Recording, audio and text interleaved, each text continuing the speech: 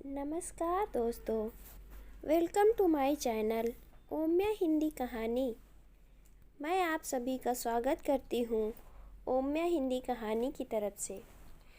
अगर आप लोग मेरे चैनल में नए हैं तो मेरे चैनल को लाइक, सब्सक्राइब और शेयर ज़रूर कर दीजिएगा। कमेंट कर कर भी बताइएगा कि आप लोगों को मेरी कहानी कैसी लगी और आप लोगों को किस तरह की कहानियाँ पसंद है। मैं ज़रूर पूरी कोशिश करूँगी कि आप तक उन कहानियों को पहुँचा सकूँ। हम सुनते हैं आगे कहानी। ये कहानी एक रानी की है जो इतिहास के पन्नों में खो सी गई है। रानी किरणमयी एक ऐसी रानी थी जो ना कि सिर्फ सुंदर थी अपितु बहुत बुद्धिमान और बहादुर भी थी। रानी किरणमयी के किस्से पंजाब के मालवा, हरियाणा और राजस्थान में धूम मचाते थे। बचपन में हम यही किस्से सुनते थे।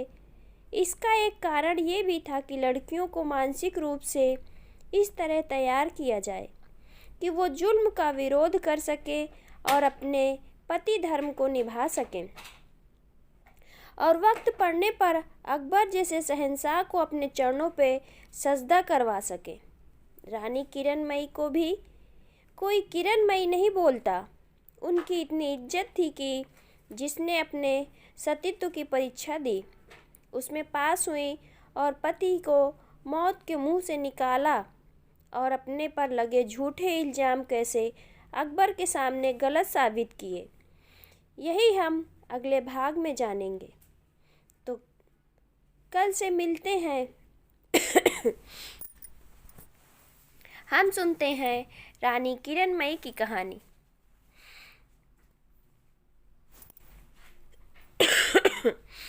आज बात से करीब 500 पहले की बात है, जब बादशाह अकबर का राज था और इसका केंद्र दिल्ली राजधानी था। इस कहानी में आपको अकबर के न्याय और उसके महान होने का पता चलेगा कि उसको महान क्यों कहा जाता है। अकबर कभी कभी आम दरबार लगाता जिसमें दरबारियों के साथ आम प्रजा भी होती थी। एक दिन बादशाह ने आम दरबार लगाया जिसमें दरबारियों के बिना बीरबल 12 खोजों, मुल्ला मौलाना 70 खान, 72 उमराव और फौज के जनरल भी शामिल थे। पूरा दरबार भरा हुआ था। एक तरफ क्षत्रिय वंश के लोग बैठे थे, एक से एक सुंदर सजीले जवान जैसे सितारों में चांद चमकता ऐसे चमक रहे होते हैं। बादशाह सबको देख देख कर खुश हो रहा होता है। अकबर की सबसे बड़ी बात कि वो मुस्लिम होने के बावजूद सब धर्मों को बराबर सत्कार देता था। न्याय करते वक्त वो इंसान का गुनाह देखता था, उसका मजहब नहीं। यही बात उसको सबसे महान बनाती थी। दरबार में बैठे बैठे अचानक उसके मन में कोई विचार आता है। वो अचानक खड़ा हो जाता है। प्रजा एकदम शांत हो जाती है। अकबर बोलना शुरू करता है। अहिलकारों, क्षत्रियों, शूरवीरों, मुस्लिम भाइयों, मैं जलालुद्दीन अकबर भरे दरबार से पूछता हूँ कि जैसे पहले हिंदुस्तान में सती अनसुईया और सीता जैसी सतवंती नारियाँ होती थी और राम लक्ष्मण जैसे भाई लोग होते थे, क्या अब भी कोई आप में से ऐसा है जो खुद मड़क और आन बान शान का प्रतीक हो? सिर्फ वही खड़ा हो जो ऐसे हिम्मत रखता हो। गलत साबित होने पर सर धड़ से अलग कर दिया जाएगा। याद रहे, ये हिंदुस्तान की राजधानी है। यहाँ पर सही साबित होने पर पूरे हिंदुस्तान में संदेश जाएगा कि अकबर के समय भी लोग धर्म के पक्के और सतवंत और सत्यवती थे, वरना गलत संदेश जाएगा। है कोई ऐसा जो मेरे मापदंड पर खड़ा उतरे? सबकी नज़रें झुक गई। हम अपनी हामी भर सकते हैं, जीवन साथी की नहीं। अगर न पूरा उतर पाए तो सिर कलम हो जाएगा। पूरे दरबार में सन्नाटा छा जाता है। पल भर के लिए बादशाह को मायूस होना पड़ता है। कि ऐसा कोई नहीं जो जाति सती धर्म का पक्का हो। तभी खड़ा होता है हमारी कहानी का हीरो। 9 कोटी मेवाड़ बूंदी, राजस्थान का राजा पृथ्वी सिंह राठौर, जो अकबर की सेना में जनरल था। क्या कहेगा पृथ्वी सिंह राठौर अकबर से? बादशाह के एकदम सामने जाकर बूंदी का राजा और अकबर की फौज का जनरल खड़ा हो जाता है। अकबर से बोलता है, शहंशाह, मुझे आपकी चुनौती कबूल है। अकबर नज़र भर के पृथ्वी सिंह को देखता है। क्या खूबसूरत बांका जवान, गोरा चिट्टा तगड़ा बांका नौजवान, चेहरे पर तेज आत्मविश्वास से भरपूर राजा पृथ्वी सिंह अकबर की चुनौती को स्वीकार करने को तैयार खड़ा है। अकबर के चेहरे पर खुशी आ जाती है, फिर भी उसका मन टटोलने को बादशाह पूछता है, ए पृथ्वी सिंह, जो तुम बोल रहे हो वो होश हवास में बोल रहे हो ना? पृथ्वी सिंह बोलता है, हाँ बादशाह, मैंने अपने जीवन में अपनी पत्नी के सिवा किसी और औरत के बारे में सोचा ना देखा। मेरे लिए बहुत सी राजपूताना लड़कियां जान देने तक को तैयार हैं। मैं एक पत्नी व्रत वाला हूँ। मैं अपने धर्म का पक्का हूँ। पृथ्वी सिंह के आत्मविश्वास से अकबर बहुत प्रभावित हुआ। खुश होकर बोले, और आपकी शरीके हयात काया, वो भी आपकी धर्म की पक्की हैं? सोच कर जवाब देना पृथ्वी सिंह, क्योंकि गलत होने पर सिर कलम कर दिया जाएगा। पृथ्वी सिंह बड़े गर्व से बताता है कि मेरी पत्नी एक पतिव्रता स्त्री है।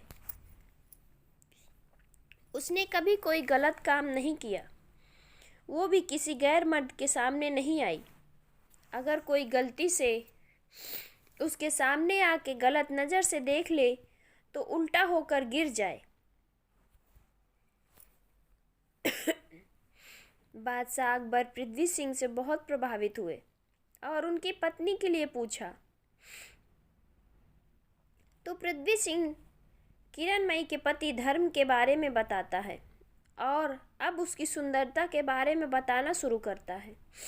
किरणमयी की उम्र 20 बरस और सुंदरता में लाखों में एक, चंचल हिरनी जैसी चाल, आंखें मृगनयनी जैसी, गोरा रंग, लंबा कद।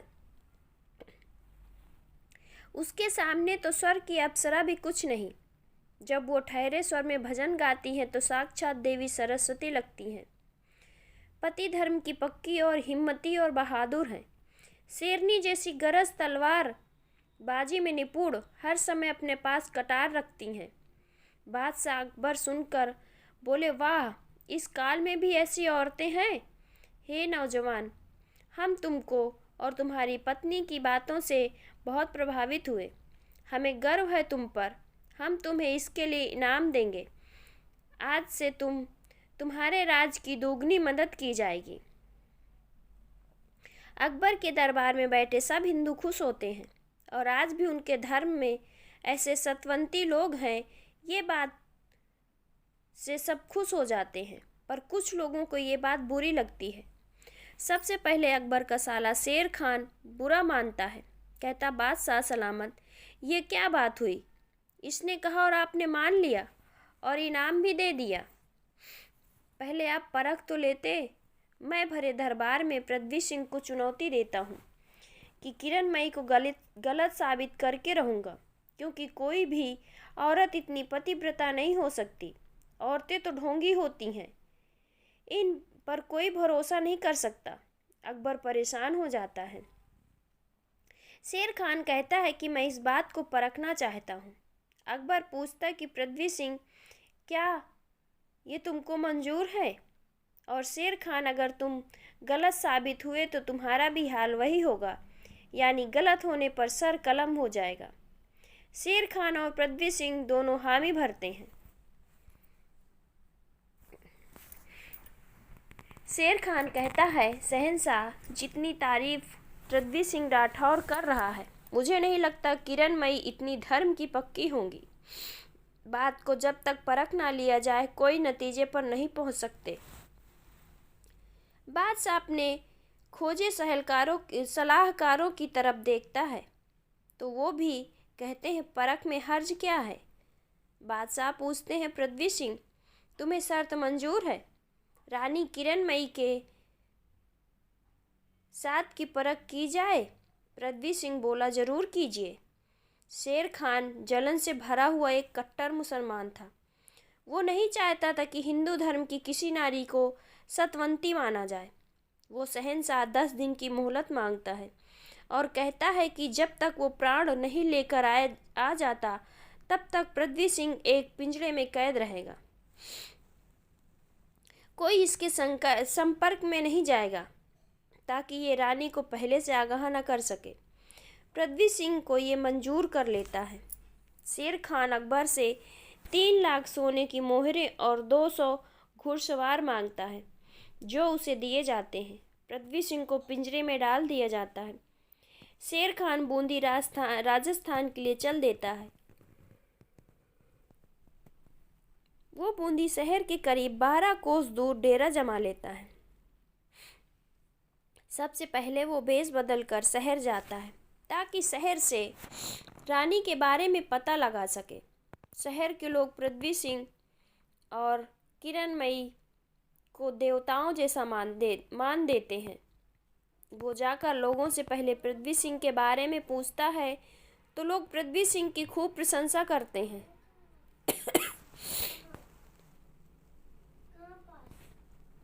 जैसे ही वो रानी किरणमयी का नाम लेता है तो सब उसको अजीब नज़र से देखते हैं और पूछते हैं कि तुम यहाँ के नहीं हो, कहाँ से आए हो। वो महल के अहिलकारों से मिलने की कोशिश करता है और रिश्वत देने की भी कोशिश करता है पर कोई फ़ायदा नहीं होता। थक हार कर वो अपने डेरे पर वापस आ जाता है। वो परेशान है कि अब क्या करे। सोच सोच कर वो अपने आदमियों को शहर भेजता है और कहता है कि पता करो कोई बहुत तेज औरत हो जो बात इधर की उधर करे। ऐसी 2-3 औरतें ढूंढ कर उनका पता लगाओ। शेर खान के आदमी पूरे बूंदी शहर में फैल जाते हैं और चुनकर 3 औरतों का पता लगाते हैं जो बातों में भरमा कर बड़ी से बड़ी ठगी मार सकती हैं। शेर खान तीनों से मिलता है। पहली को पूछता है तुम क्या कर सकती हो। वो बोली, मैं ज़मीन में छेद करवा सकती हूँ। शेर खान उसको 100 सोने की मोहर देकर विदा कर देता है। दूसरी को पूछता, वो बोलती है मैं आसमां में छेद कर सकती हूँ। शेर खान उसको भी 200 मोहरें देकर विदा कर देता है। तीसरी आती है ठगनी नूरा। शेर खान उससे भी वही पूछता है। वो बोलती है मैं आसमान में छेद करके उसको फिर से सिल सकती हूँ। शेर खान उससे प्रभावित होता है। ठगनी नूरा बोली, काम बताओ। शेर खान उसको किरणमयी के महल में जाकर उसकी कुछ व्यक्तिगत बातें और कुछ निशानियाँ लाने को बोलता है। नूरा इनकार कर देती है क्योंकि रानी के महल में घुसना बेहद संवेदनशील बात है। शेर खान उसके पैर पकड़कर बोलता है, तो मेरे धर्म की माँ है, हम दोनों एक धर्म से हैं, और क्या तुम चाहती हो कि मुस्लिम धर्म इसके आगे झुक जाए? तो नूरा चुप हो जाती है। फिर शेर खान उसको 8000 मोहरें पेशगी देता है और नूरा को इसके लिए मना लेता है। नूरा उसको एक रजवाड़ी पालकी और साथ में 5 औरतें राजस्थानी भेष में और 20 घुड़सवार राजस्थानी भेष में तैयार करने को बोलती है। शेर खान नूरा के लिए पालकी और दास लोगों का इंतजाम करवा देता है। पालकी राजस्थानी ढंग से सजाई जाती है। 4 कहार पालकी के लिए सज गए। नूरा इस दौरान पृथ्वी सिंह के परिवार की पूरी जानकारी ले चुकी होती है। उसको पता होता है कि पृथ्वी सिंह की एक बुआ है जो जैसलमेर में रहती है और पृथ्वी सिंह के परिवार के साथ उसके संबंध बस ठीक ठाक ही थे और वो कभी बूंदी नहीं आई और ना ही पृथ्वी सिंह की शादी पर आई है। वो पालकी के आगे एक तख्ती लगवा देती है जैसल वाली बुआ और पूरे लश्कर के साथ रानी किरणमयी के महल की तरफ चल देती है। उसके साथ रहे लोग उसकी जय जयकार करते हैं। पालकी महल के आगे पहुंचती है। द्वारपाल के हाथ संदेश भेजा जाता है कि जैसल वाली बुआ आई है। अब उस जमाने में ना फोटो होती थी, ना रानी ने उनको कभी देखा था। पृथ्वीराज सिंह दिल्ली के पिंजरे में कैद थे। अब ये बुआ नकली है, कौन जाने। पालकी को द्वार पर रुकने को बोलकर रानी खुद आरती की थाल लेकर आती हैं। वो नूरा को बुआ समझकर आरती करती हैं और महल में ले जाती हैं। मेहमान कक्ष में उनको बिठाकर उनसे हाल चाल लेती हैं। तो नूरा बनी बुआ बताती हैं कि वो गंगा स्नान के लिए जा रही हैं और मायके को देखने का मोह नहीं छूटा। औरत कुछ भी हो जाए मायके को नहीं भूलती, ये सब दुनिया जानती है। तो किरणमयी बोली, जानू हूँ बुआ सा, पीहर को दिल में बसाकर हम सासरे आती हैं। क्या हुआ, आपके भाई सा और आप भाभी सा नहीं रहे? पृथ्वी सिंह दिल्ली में हैं तो मैं आपकी बींदनी हूँ, माने सेवा का मौका दो। चलिए, जलपान की व्यवस्था हो चुकी है, आप जलपान ग्रहण कर लीजिए। तो नूरा बोलती हैं कि मैं ऐसे जलपान ग्रहण नहीं करूँगी, पहले मैं स्नान करूँगी, पर स्नान करने के लिए मेरे साथ एक ऐसी औरत हो जो सतवंती हो, वो स्नान साथ करे, तब मैं जलपान ग्रहण करूँगी। वो क्या है ना कि मैं गंगा स्नान जा रही हूँ तो मैंने ये व्रत लिया है। रानी किरणमयी बोली, बुआ सा, इतना जल्दी तो कैसे महल में पता लगाया जा सकता है? तब तक आप भूखी रहेंगी तो मुझे पाप लगेगा। आप ऐसा करें कि मैं अपने पति धर्म की पूरी हूँ, आपके साथ मैं स्नान करूँगी। तो नूरा स्नान घर को चली जाती है। कपड़े उतारने से पहले रानी अपने बाल खोल लेती है, जो इतने लंबे और घने होते हैं कि रानी पूरी तरह छुप जाती है। अब नूरा रानी का जिस्म नहीं देख पाती। वो रानी के पैर की तरफ देखती है तो पता चलता है कि उसके दाहिने पैर में 6 उंगलियां हैं। स्नान के बाद दोनों बाहर आ जाती हैं। नूरा शाही स्वागत का भरपूर आनंद लेती हैं, फिर महल दिखाने को बोलती हैं। महल देखते देखते वो रानी के कक्ष में आ जाती हैं और देखती हैं कि वहाँ एक छोटी सी ढाल और तलवार होती है। तो किरणमयी बताती हैं कि ये बादशाह अकबर ने पृथ्वी सिंह को बहादुरी देख उनको भेंट में दी थी। नूरा कहती कि हैं, ये 1 हफ्ते के लिए मुझे दे दो, मैं अपने बच्चे को दिखाऊंगी कि मेरे भतीजे का क्या मान सम्मान है। अकबर के दरबार में किरणमयी नहीं कर पाती और नूरा को वो पकड़ा देती है। फिर वो देखती है कि एक रुमाल जिस पर पृथ्वी सिंह और किरणमयी का नाम होता है, जो चुरा लेती है। उसके बाद वो सरेआम आराम करने वाले बोलती है और अगली सुबह गंगा स्नान का बहाना करके वहाँ से विदा ले लेती है। वो शेर खान के पास पहुंचकर उसको रानी के महल और कक्ष के बारे में पूरा समझा देती है। किरणमयी के लंबे बाल और 6 उंगली के बारे में बताती है और ढाल और कटाक्ष रुमाल उसको देकर आगे क्या करना है ये बताती है। शेर खान खुश होता है और उसको फिर 20,000 मोहरें देता है। नूरा अपने घर आ जाती है और शेर खान दिल्ली को चला जाता है।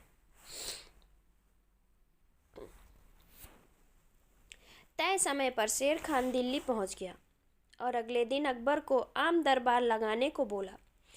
उसने बताया कि वो भरे दरबार में सबूत पेश करेगा, वो भी आम दरबार में।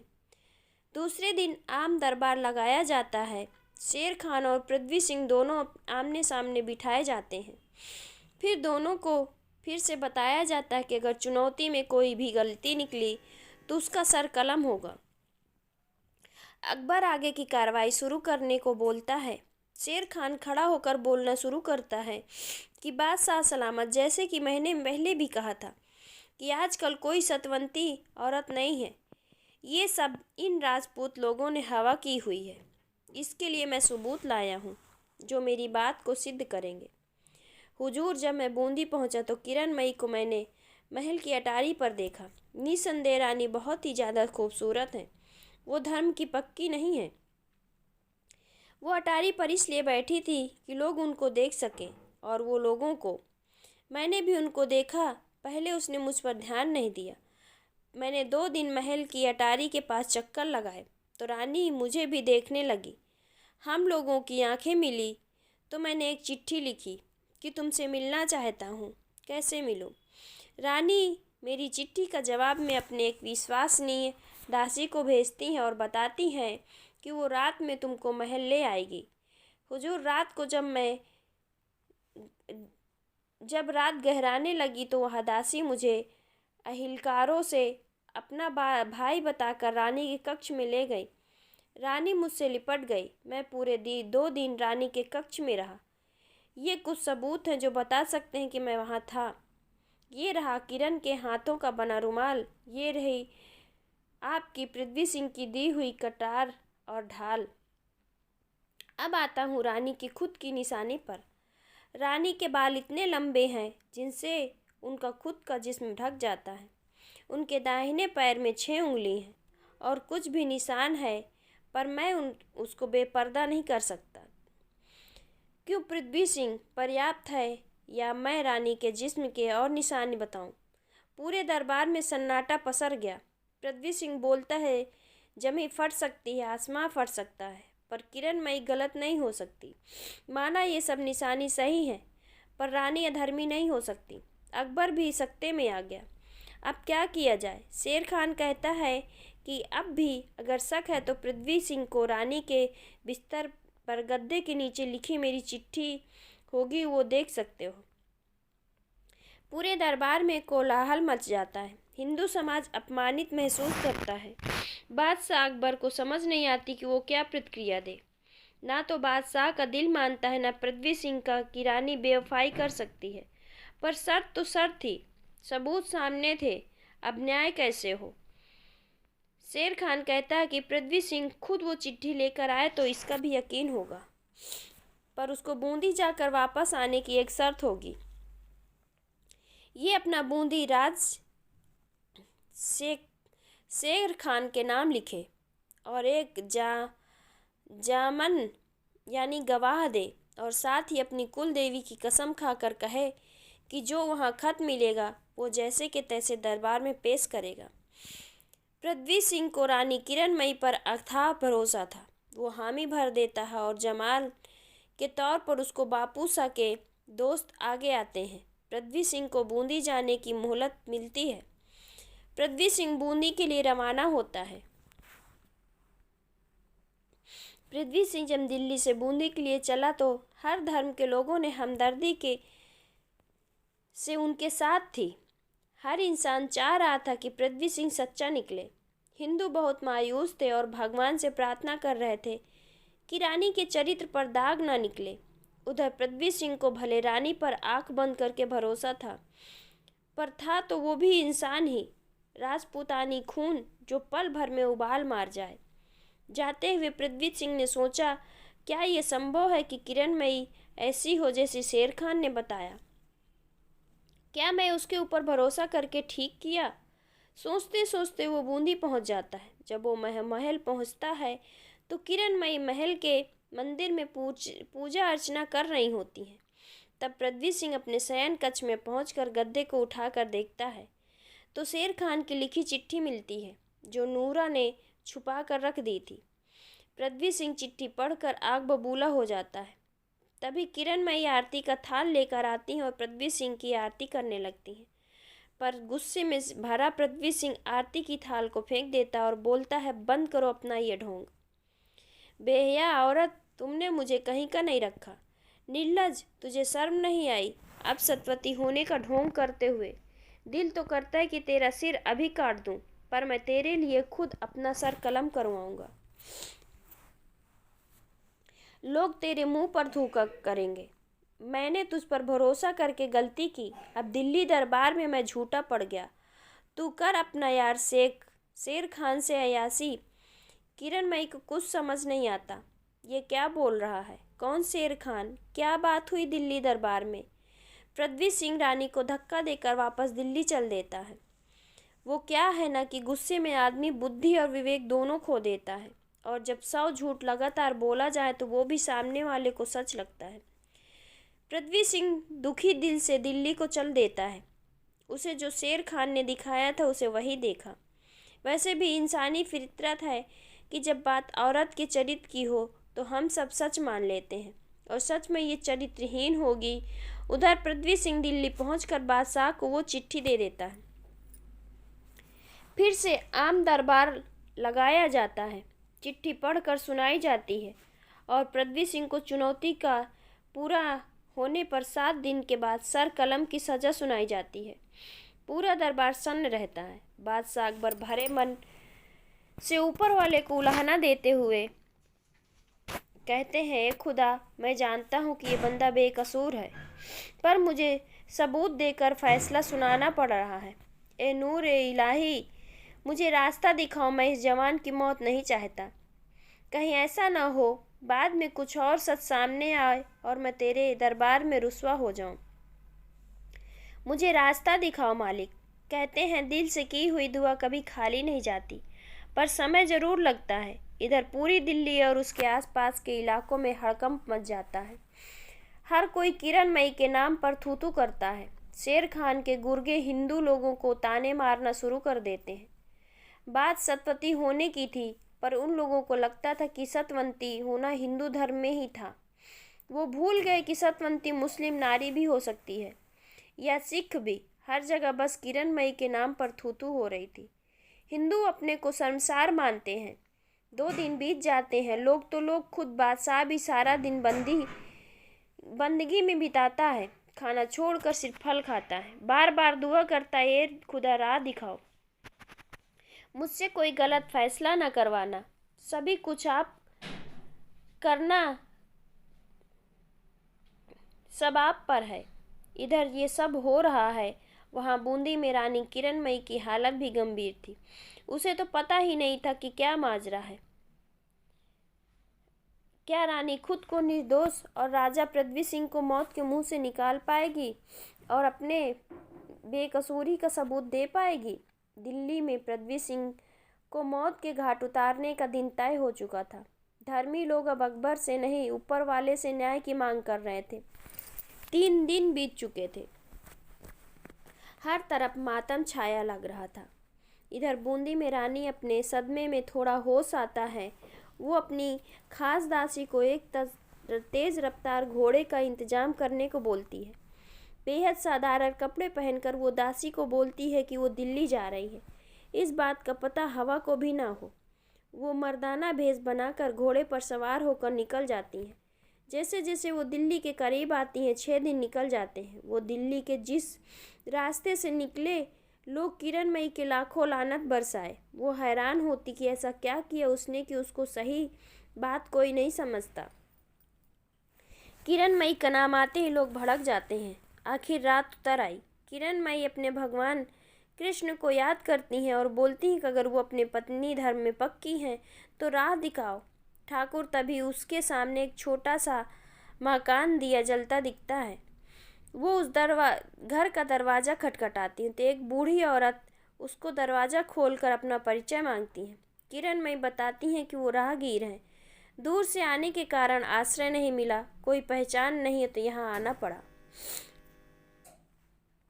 वो औरत उनको जलपान करवाती और कहती है, "कोई और दिन होता तो मैं तुझे खाना भी खिला देती परदेसी, पर अभी कल का को जो होना है उसकी वजह से दिल्ली का कोई घर ही हो जहाँ खाना बना हो।" किरणमयी ऐसा ना होने के कारण पूछती हैं तो वो बूढ़ी औरत उसको पूरी कहानी बताती है। अब किरणमयी को समझ आ जाता है कि वो उस औरत से अपना परिचय पूछती हैं तो वो बताती हैं कि उनका नाम मंगला है। वो अकबर के दरबार में रागनी गायने जाया करती थी। अब कुछ अरसा पहले ही उसने गाना बंद किया। तो किरणमयी कहती हैं कि मैं पृथ्वी सिंह को मरने से बचा सकती हूँ अगर आप मदद करो तो।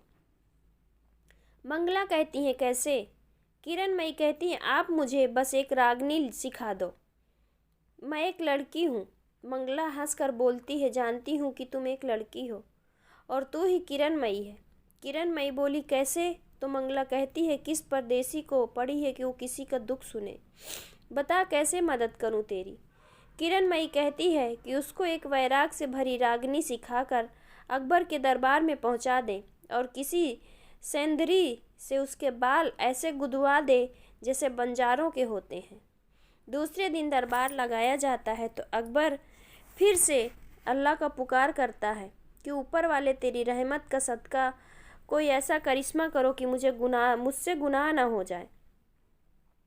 तभी मंगला फरियाद लेकर हाजिर होती है कि उसने एक रागनी पृथ्वी सिंह को आखिरी बार सुनाती है, इसकी उसे इजाज़त दे दें। पहले तो अकबर मना करता है, पर मंगला के गिड़गिड़ाने पर वो पृथ्वी सिंह को कत्ल करने से पहले रागनी सुनने को मान जाता है।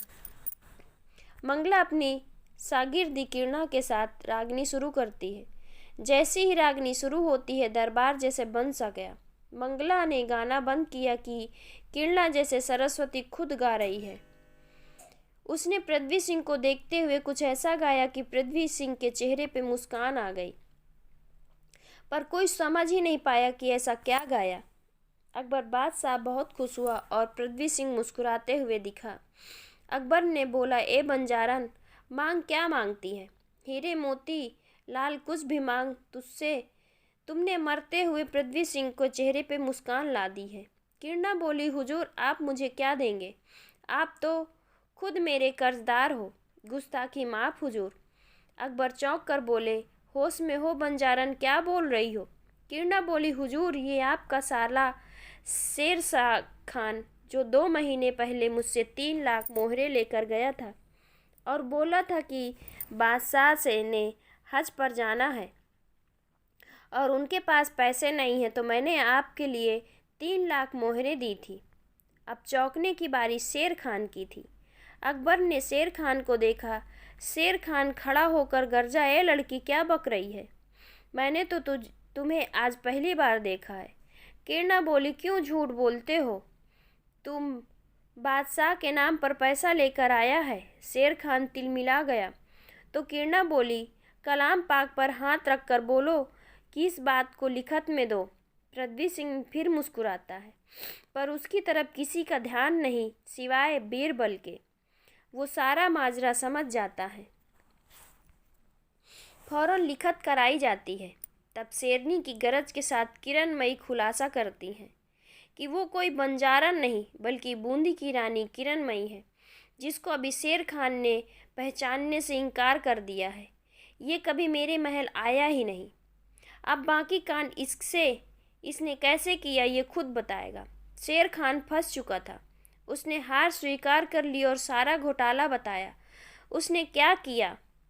पृथ्वी सिंह को बाइज्जत बरी किया जाता है और नूरा को बूंदी से बुलाया जाता है।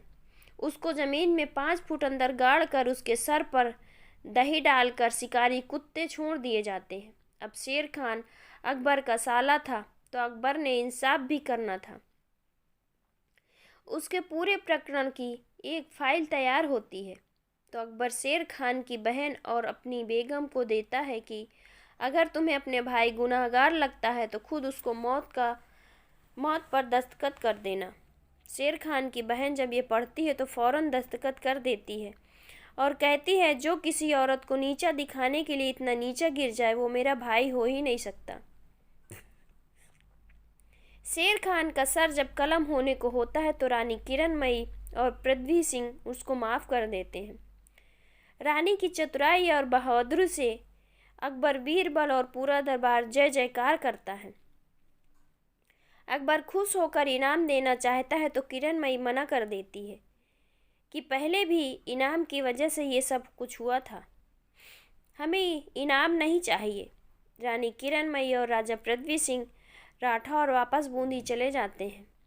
आज भी राजस्थान के मलवा और पंजाब के मलवा, हरियाणा में ये किस्से आम ही है। ये कहानी एक ऐसी रानी की सुंदरता, बुद्धि और बहादुरी का सुमेल थी जो सच में पति को मौत के मुंह से निकाल लाई। दोस्तों, अगर आप लोगों को मेरी ये कहानी पसंद आए तो मेरे चैनल को लाइक, सब्सक्राइब और शेयर ज़रूर कर दीजिएगा। आप सभी का बहुत बहुत धन्यवाद। दोस्तों, हम सुनते हैं एक और कहानी। सुबह का वक्त था। रोज़ की तरह बादशाह का दरबार चहल पहल से भरा। सारे दरबारी अपने बादशाह के सामने उसकी शान में अर्जी से सिर नीचे किए खड़े थे।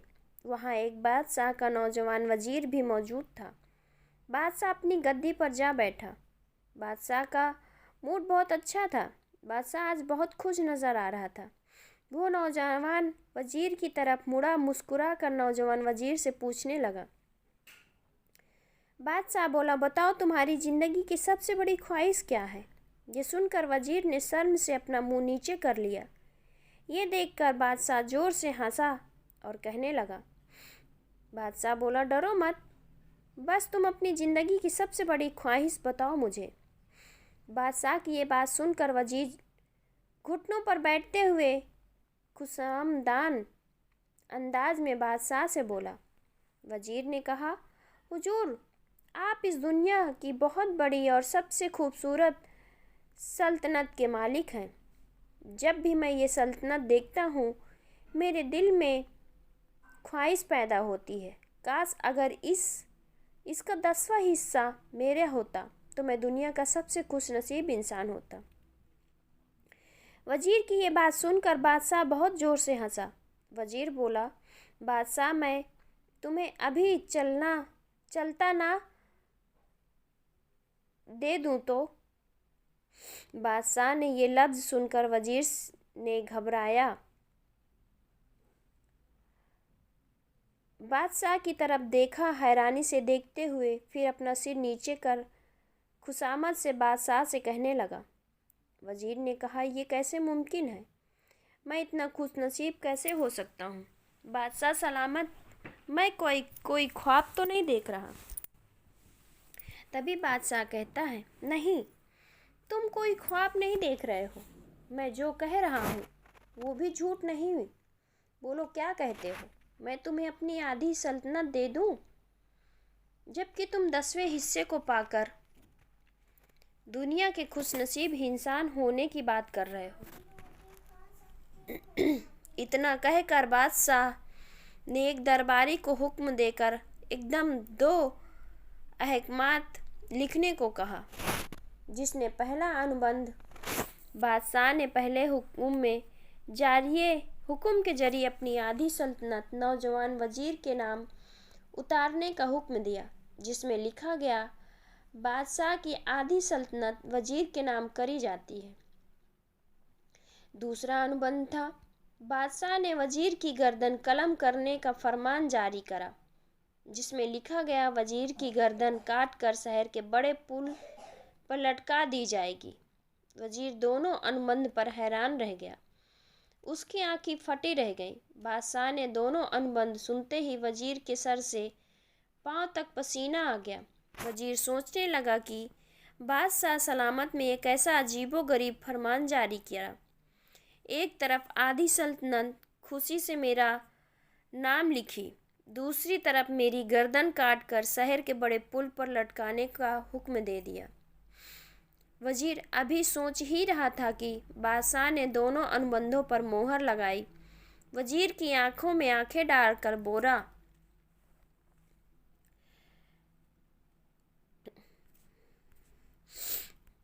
बादशाह,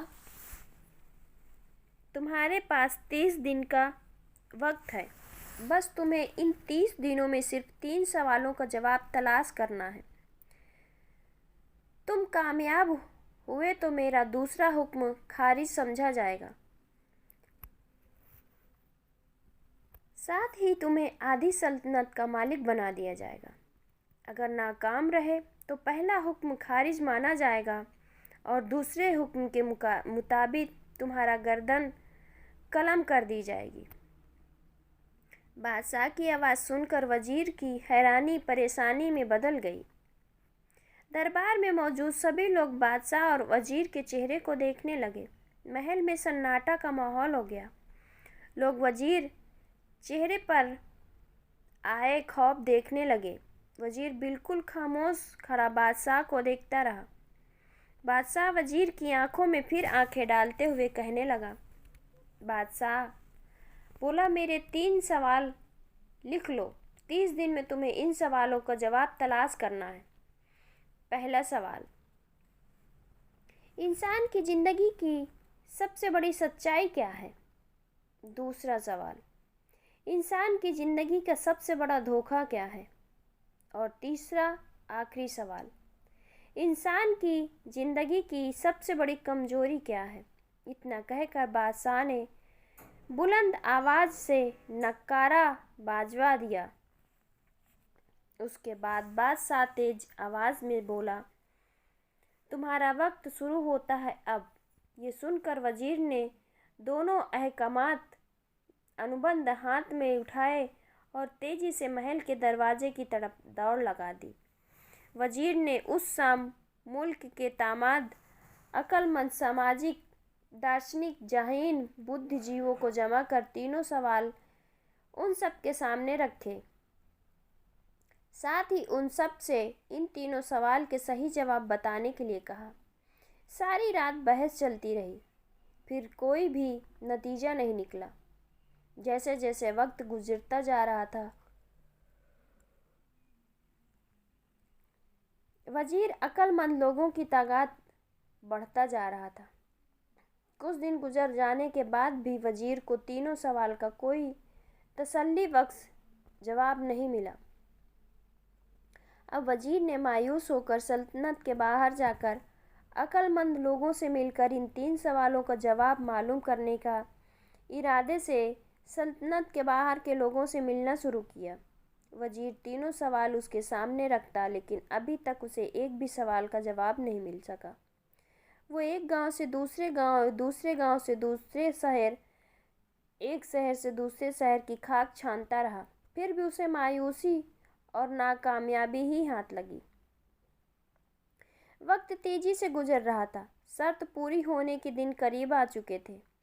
अब वजीर दिन रात एक करके लोगों से मिलता रहा, लेकिन अभी तक उसे कोई फायदा नहीं हुआ।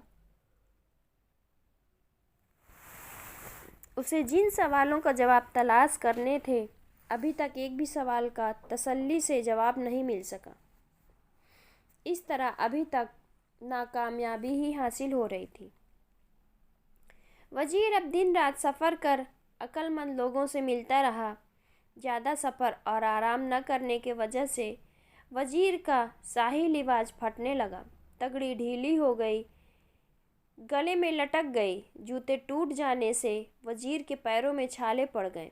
यहाँ तक कि शर्त का पूरा होने में सिर्फ एक दिन बाकी रहा। वजीर सोचने लगा, आने वाला कल मेरी ज़िंदगी का आखिरी है। कल मुझे गर्दन काट कर शहर के बड़े पुल पर लटका दिया जाएगा। वो मायूसी में अपनी सल्तनत वापस आ ही रहा था कि रास्ते में कच्ची आबादी के आखिरी कोने पर एक झोपड़ी पर नजर जाती है। वजीर उस झोपड़ी में गिरता पड़ता पहुंचता है। वजीर देखता है कि वहाँ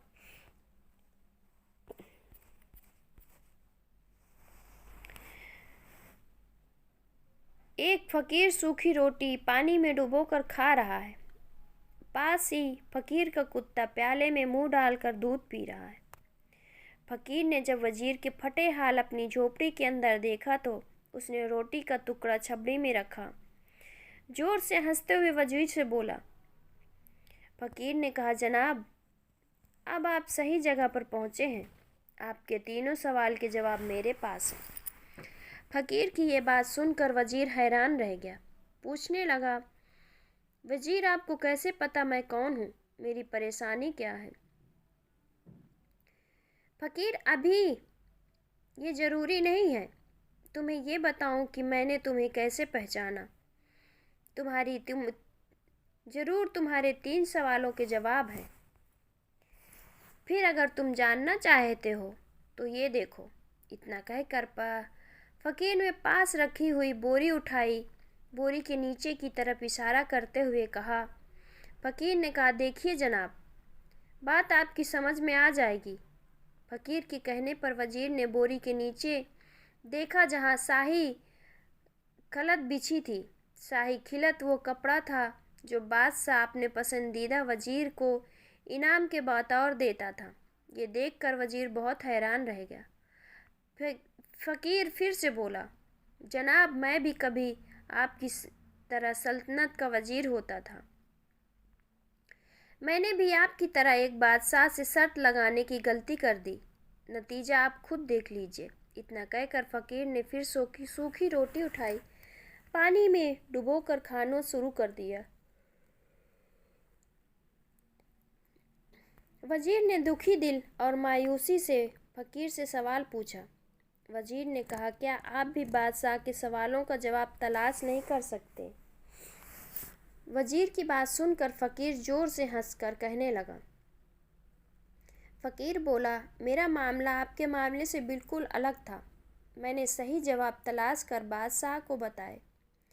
इनाम में मिली आधी सल्तनत का पर्चा फाड़ वहाँ से निकला, इस झोपड़ी में आकर बैठ गया। अब मैं और मेरा कुत्ता यहाँ से सुकून से ज़िंदगी गुजार रहे हैं। जैसे जैसे फ़कीर अपनी बात बताता गया, वजीर की हैरानी में इजाफा बढ़ता चला गया। लेकिन ये वक्त वजीर के मातम मनाने का नहीं, बल्कि बादशाह के 3 सवालों का जवाब मालूम करने का था। इसलिए वजीर ने फरियादी बनकर अच्छा समझा और फ़कीर से कहने लगा। वजीर बोला, क्या आप मुझे मेरे 3 सवाल के जवाब दे सकते हैं? फ़कीर ने हाँ में गर्दन हिलाते हुए वजीर की बात का जवाब दिया। फिर फ़कीर कहने लगा, मैं तुम्हारे पहले दोनों सवाल के जवाब मुफ्त में दूंगा। तीसरे जवाब के लिए तुम्हें कीमत अदा करनी होगी। बोलो, मंजूर है? वजीर के पास फ़कीर की बात मानने के सिवा दूसरा रास्ता नहीं था, इसलिए बिना देरी किए उसने हाँ कर दी। फिर फ़कीर बोलना शुरू कर दिया। फ़कीर ने कहा, तुम्हारा पहला सवाल, जिंदगी की सबसे बड़ी सच्चाई क्या है? यही है ना? तुम्हारा दूसरा सवाल, जिंदगी का सबसे बड़ा धोखा क्या है? वजीर ने कहा, जी हाँ, ये दोनों पहला और दूसरा सवाल है। फ़कीर, पहले सवाल का जवाब सुनो। जिंदगी की सबसे बड़ी सच्चाई मौत है। इंसान कोई भी हो, जैसा भी हो, वो इस सच्चाई से बच नहीं सकता। तुम्हारे दूसरे सवाल का जवाब, इंसान की ज़िंदगी का सबसे बड़ा धोखा खुद इन जिंदगी है। हम में से हर इंसान ये सोच कर कि वो हमेशा दुनिया में रहेगा, ज़िंदगी के हसीन धोखे में आ जाता है। फ़कीर के दोनों जवाब वजीर को सहमत करने के लिए काफ़ी थे। दोनों जवाब से वजीर राजी था। उसके दिल में कोई शक नहीं रहा, क्योंकि दोनों जवाब तसल्ली बख्शे में थे। अब वजीर के दिमाग में चल रहा था कि फ़कीर तीसरा जवाब देने की क्या कीमत मांगता है।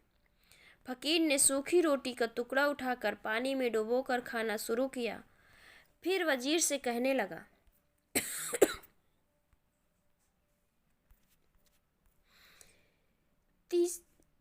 फ़कीर बोला, वक्त आ गया है मैं तुम्हारे तीसरे सवाल का जवाब दूं, लेकिन वादे के मुताबिक पहले तुम्हें उसकी कीमत अदा करनी होगी।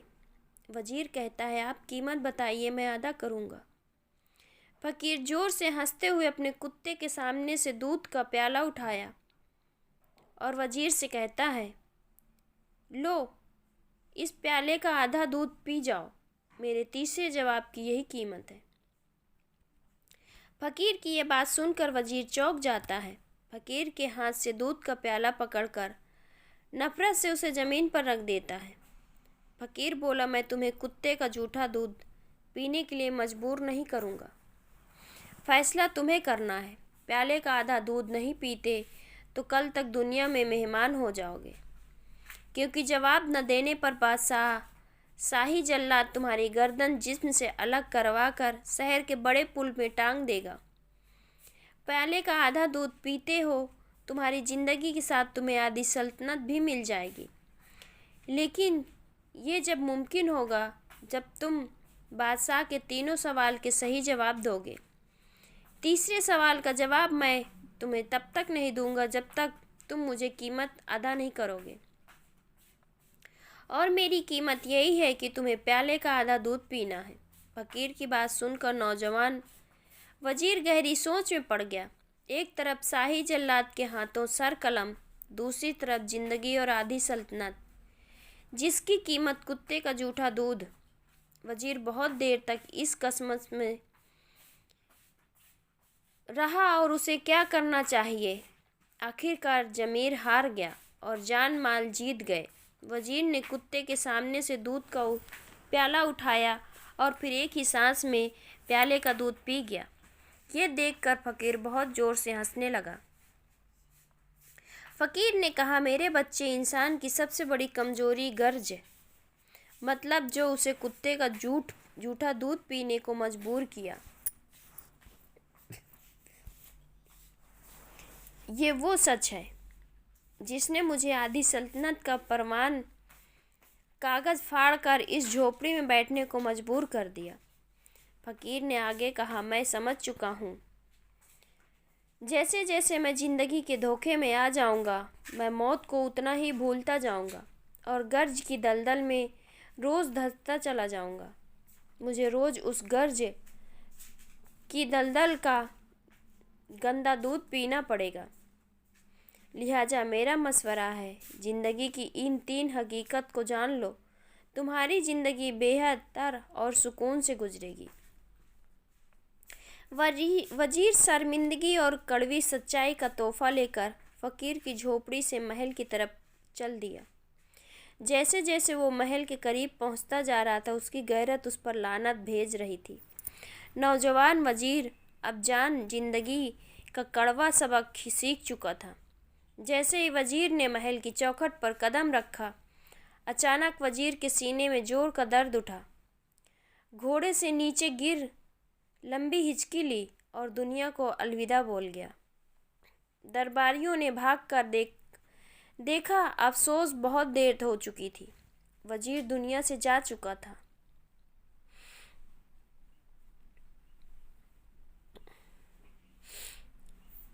हम सब इस कहानी के छुपे संदेश पर गहनता से विचार करें, जिससे हम सब की जिंदगी सुकून और खुशियों से गुजरे। आप सभी ने कीमती समय निकालकर मेरी ये कहानी सुनी। आप सभी का बहुत बहुत धन्यवाद। अगर मेरी कहानी आप लोगों को पसंद आए और आप मेरे चैनल में नए हैं तो मेरे चैनल को सब्सक्राइब कर लीजिएगा और मेरे चैनल को लाइक और कमेंट करके ज़रूर बताइएगा कि आपको मेरी ये कहानी कैसी लगी। आप सभी का बहुत बहुत धन्यवाद। धर्म सिंह नामी राजपूताना की सेना में एक अफसर था। एक दिन माता की पत्री आई कि बेटा, मैं बूढ़ी होती जा रही हूँ, मरने से पहले एक बार तुम्हें देखने की अभिलाषा है। यहाँ आकर मुझे विदा कर आशीर्वाद लो और क्रियाकर्म करके आनंद पूर्वक नौकरी पर लौट जाना। तुम्हारे वास्ते मैं एक कन्या खोज रखी है। वो बड़ी बुद्धिमान और धनवान है। यदि तुम्हें भाए तो उससे विवाह करके सुखपूर्वक घर ही पर रहना। उसने सोचा, ठीक है, माता दिनों दिन दुर्बल होती जा रही हैं। संभव है कि मैं फिर उनका दर्शन ना कर सकूं, इस कारण चलना ही ठीक है। कन्या यदि सुंदर हुई तो विवाह करने में क्या हानि। वो सेनापति से छुट्टी लेकर साथियों से विदा हो चलने को प्रस्तुत हो गया। उस समय राजपूतों और मराठों में युद्ध हो रहा था। रास्ते में सौभाग्य सदैव भय रहता। यदि कोई राजपूत अपना किला छोड़कर कुछ दूर बाहर निकल जाता तो मराठे उसे पकड़कर कैद कर लेते थे। इस कारण ये प्रबंध किया गया कि सप्ताह में 2 बार सिपाहियों की एक कंपनी मुसाफिरों को एक किले से दूसरे किले तक पहुंचा आया करती थी। गर्मी की रात थी। दिन निकलते ही किले के नीचे असबाब की गाड़ियां लाद कर तैयार हो गईं। सिपाही बाहर आ गए और सबने सड़क की राह ली। धर्म सिंह घोड़े पर सवार हो आगे चल रहा था। 16 मील का सफ़र था। गाड़ियां धीरे धीरे चलती थीं। कभी सिपाही ठहर जाते, कभी गाड़ियों का पहिया निकल जाता तो कभी कोई घोड़ा अड़ जाता। दोपहर हो चुकी थी। रास्ता आधा भी नहीं कटा था। गरम रेत उड़ रही थी। धूप आग का काम कर रही थी। छाया कहीं नहीं थी। साफ मैदान था। सड़क पर ना कोई वृक्ष न झाड़ी। धर्म सिंह आगे था और कभी कभी इस कारण ठहर जाता कि गाड़ियां आकर मिल जाएं। मन में विचारने लगा कि आगे क्या क्यों ना चलूं। घोड़ा तेज है, यदि मराठे धावा करेंगे तो घोड़ा दौड़ाकर निकल जाऊंगा। ये सोच ही रहा था कि चरण सिंह बंदूक हाथ में लिए उसके पास आया और बोला, आओ आगे चलें। इस समय बड़ी गर्मी है। भूख के मारे व्याकुल हो रहा हूँ। सभी कपड़े पसीने से भीग रहे हैं। चरण सिंह भारी भरकम आदमी था। उसका मुंह लाल था। धर्म सिंह ने कहा, तुम्हारी बंदूक भरी हुई है? चरण सिंह ने कहा, हाँ भरी हुई है। धर्म सिंह ने पूछा, अच्छा चलो, पर बिछुड़ न जाना। ये दोनों चल दिए। बातें करते जाते थे पर ध्यान दाएं बाएं था। साफ मैदान होने के कारण दृष्टि चारों ओर जा सकती थी। आगे चलकर सड़क दो पहियों के बीच से होकर निकलती थी। धर्म सिंह ने कहा, उस पहाड़ी पर चढ़कर चारों ओर देख लेना। उचित है, ऐसा ना हो कि अचानक मराठे कहीं से आकर हमें पकड़ लें। चरण सिंह ने कहा, अजी चलें भी चलो। धर्म सिंह ने कहा, नहीं, आप यहाँ ठहरिए, मैं जाकर देख आता हूँ। धर्म सिंह ने घोड़ा पहाड़ी की ओर फेर दिया। घोड़ा शिकारी था, उसे पक्षी की भांति उड़ा ले। वो अभी पहाड़ी की चोटी पर नहीं पहुंचा कि 100 कदम आगे 30 मराठे दिखाई पड़े। धर्म सिंह लौट पड़ा, परंतु मराठे ने उसे देख लिया और बंदूकें संभाल कर घोड़ा दौड़ाना। उस पर लपके धर्म सिंह बेतहाशा नीचे उतरा और चरण सिंह को पुकार कर कहने लगा, बंदूकें तैयार रखो, और घोड़े से बोला, प्यारे अब समय है, देखना ठोकर न खाना, नहीं तो झगड़ा समाप्त हो जाएगा। एक बार बंदूक ले लेने दे, फिर मैं किसी के बांधने का नहीं। उधर चरण सिंह मराठों को देखकर घोड़े की चाबुक मार ऐसा भागा कि गर्दे में घोड़े की पूंछ ही पूंछ दिखाई दी और कुछ नहीं।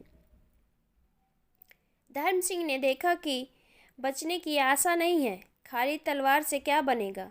वो किले की ओर भाग निकला, परंतु 6 मराठे उस पर टूट पड़े। धर्म सिंह का घोड़ा तेज था, पर उसके घोड़े उससे भी तेज थे। इस पर वो बात हुई कि वे सामने से आ रहे थे। धर्म सिंह चाहता तो था कि घोड़े की बाग मोड़कर उसे दूसरे रास्ते पे डाल दे, परंतु घोड़ा इतना तेज जा रहा था कि रुक नहीं सका। सीधा मराठों से जा टकराया। सजे घोड़े पर सवार बंदूक उठाए लाद दाढ़ी वाला एक मराठा दांत निकालता हुआ उसकी ओर लपका। धर्म सिंह ने कहा कि मैं इन दुष्टों को भलीभांति जानता हूँ। यदि मुझे जीता पकड़ लेंगे तो किसी कंदरा में फेंक कर कोड़े मारेंगे, इसलिए या तो आगे निकलो, नहीं तो तलवार से एक दो के को ढेर कर दो। मरना अच्छा है, कैद होना ठीक नहीं। धर्म सिंह और मराठों में 10 हाथ का ही अंतर रहा कि पीछे से गोलियां चली। धर्म सिंह को घोड़ा घायल होकर गिरा और वो भी उसके साथ ही धरती पर आ रहा। धर्म सिंह उठना चाहता था कि 2 मराठे आकर उसकी मुसके कसने लगे। धर्म सिंह ने धक्का देकर उन्हें दूर गिरा दिया, परंतु दूसरों ने आकर बंदूक के कुंदों से उसे मारना शुरू कर दिया। वो घायल होकर पृथ्वी पर गिर पड़ा। मराठों ने उसकी मुसके कस ली, कपड़े फाड़ दिए, रुपये पैसे सब छीन लिए। धर्म सिंह ने देखा कि घोड़ा जहाँ गिरा था वहीं पड़ा है। एक मराठे ने पास जाकर जीन उतारनी चाहिए। घोड़े के सिर से एक छेद हो गया, उसमें से काला रक्त बह रहा था। 2 हाथ इधर उधर की धरती कीचड़ हो चुकी थी। घोड़ा चित्त पड़ा हवा में पैर पटक रहा था। मराठे ने गले पर तलवार फेंक दी। घोड़ा मर गया। उसने जीन उतार ली। लाल दाढ़ी वाला मराठा घोड़े पर सवार हो गया। दूसरों ने धर्म सिंह को उसके पीछे बिठाकर उसे उसकी कमर में बांध दिया और जंगल का रास्ता लिया। धर्म सिंह का बुरा हाल था, मस्तक फटा था, लहू बहकर आंखों पर जम गया था, मुस्कों के मारे कंधा फटा जाता था। वो हिल नहीं सकता था, उसका सिर बार बार मराठे की पीठ से टकराता था। मराठे पहाड़ियों पर ऊपर नीचे होते हुए एक नदी पर पहुंचे। उसे पार कर एक घाटी मिली। धर्म सिंह ये जानना चाहता था कि वो किधर जा रहे हैं, परंतु उसके नेत्र बंद थे, वो कुछ नहीं देख सका। शाम होने लगी। मराठे दूसरी नदी पार करके एक पथरीली पहाड़ी पर चढ़ गए। यहाँ धुआं और कुत्तों का भूखना सुनाई दिया, मानो कोई बस्ती है। थोड़ी देर चलकर गांव आ गया। मराठों ने गांव छोड़ दिया। धर्म सिंह को एक और धरती पर बिठा दिया। बालक आकर उस पर पत्थर फेंकने लगे, परंतु एक मराठे ने उन्हें वहां से भगा दिया। लाल दाढ़ी वाले ने एक सेवक को बुलाया। वो दुबला पतला आदमी फटा हुआ कुर्ता पहने था। मराठे ने उससे कुछ कहा। वो जाकर बेड़ी उठा लाया। मराठों ने धर्म सिंह की मुस्की खोलकर उसके पाँव में बेड़ी डाल दी और उसे कोठरी में कैद करके ताला लगा दिया। उस रात धर्म सिंह जरा भी नहीं सोया। गर्मी की ऋतु में रातें छोटी होती हैं। शीघ्र प्रातः हो गई। दीवार में एक झरोखा था, उसी से अंदर उजाला आ रहा था। झरोखे के द्वारा धर्म सिंह ने देखा कि पहाड़ी के नीचे एक सड़क उतरी है। दाईं ओर एक मराठे का झोपड़ा है, उसके सामने दो पेड़ हैं। द्वार पर एक काला कुत्ता बैठा हुआ है, पास एक बकरी और उसके बच्चे पूंछ हिला रहे हैं। एक स्त्री चमकीले रंग की साड़ी पहने, पानी की गागर सिर पर धरे हुए एक बालक की उंगली पकड़े झोपड़े की ओर जा रही है। वो अंदर गई कि लाल दाढ़ी वाला मराठा रेशमी वस्त्र पहने, चांदी के मुट्ठे की तलवार लटकाए हुए बाहर आया। सेवक से कुछ बात करके चला गया। फिर दो बालक घोड़ों को पानी पिलाकर लौटते हुए दिखाई पड़े। इतने में कुछ बालक कोठरी के निकट आकर झरोके से टहनियाँ डालने लगे। प्यास के मारे धर्म सिंह का कंठ सूख जाता। उसने उन्हें पुकारा, परंतु वे भाग गए। इतने में किसी ने कोठरी का ताला खोला। लाल दाढ़ी वाला मराठा भीतर आया। उसके साथ एक नाटा पुरुष था। उसका सांवला रंग, निर्मल काले नेत्र, गोल कपोल, कतरी हुई महीन दाढ़ी थी। वो प्रसन्न मुख हंसोड़ा था। ये पुरुष लाल दाढ़ी वाले मराठे से बहुत बढ़िया वस्त्र पहने हुए था। सुनहरी गोट लगी हुई नीले रंग की रेशमी अचकन थी। चांदी के म्यान वाली तलवार, कलाबत्तू का जूता था। लाल दाढ़ी वाला मराठा कुछ बड़बड़ाता धर्म सिंह को कनखियों से देखता द्वार पर खड़ा रहा। सांवला पुरुष आकर धर्म सिंह के पास बैठ गया और आंखें मटका कर जल्दी जल्दी अपनी मातृभाषा में कहने लगा, बड़ा अच्छा राजपूत है। धर्म सिंह ने एक अक्षर भी न समझा। हाँ, पानी मांगा। सांवला पुरुष हंसा। तब धर्म ने होंठ और हाथों से संकेत से जताया कि मुझे प्यास लगी है। सांवले पुरुष ने पुकारा, सुशीला। एक छोटी सी कन्या दौड़ती हुई भीतर आई। 13 वर्ष की अवस्था, सांवला रंग, दुबली पतली, नेत्र काले और रसीले, सुंदर बदन, नीली साड़ी पहने, गले में स्वर्ण पहने सांवले पुरुष की पुत्री मालूम पड़ती थी। पिता की आज्ञा पाकर वो पानी का एक लोटा ले आई और धर्म सिंह को भौचक्की होकर देखने लगी कि वो कोई वंचर है। वो खाली लोटा लेकर सुशीला से ने एक ऐसी छलांग मारी कि सांवला पुरुष हंस पड़ा। तब पिता के कहने से कुछ रोटी ले आई। उसके पीछे वो सब बाहर चले गए। कोठरी का ताला बंद कर दिया गया। कुछ देर पीछे एक सेवक आकर मराठी से कुछ कहने लगा। धर्म ने समझा कि कहीं चलने को कहता है। वो उसके पीछे हो लिया। बेड़ी के कारण लंगड़ा कर चलता था। बाहर आकर धर्म ने देखा कि 10 घरों का एक गांव है। एक घर के सामने 3 लड़के 3 घोड़े पकड़े खड़े हैं। सांवला पुरुष बाहर आया और धर्म को भीतर आने को कहता है। धर्म भीतर चला गया। देखा कि मकान स्वच्छ है, गोबरी फिरी हुई है। सामने की दीवार के आगे गद्दा बिछा हुआ, तकिया लगे हुए हैं। दाईं बाईं दीवारों पर पर्दे गिरे हुए हैं। उन पर चांदी के काम की बंदूकें, पिस्तौल और तलवार लटकी हुई हैं। गद्दे पर 5 मराठे बैठे, एक सांवला, दूसरा लाल दाढ़ी वाला। 3 अतिथि सब भोजन कर रहे हैं। धर्म सिंह धरती पर बैठ गया। भोजन से निश्चिंत होकर एक मराठा बोला, देखो राजपूत, तुम्हें दयाराम ने पकड़ा है और संपत राव के हाथ बेच डाला है। अतएव अब संपत राव तुम्हारा स्वामी है। धर्म सिंह कुछ न बोला। संपत राव हंसने लगा। मराठा, वो ये कहता है कि तुम घर से रुपए मंगवा लो, दंड देने पर तुमको छोड़ दिया जाएगा। धर्म सिंह ने पूछा, कितने रुपए?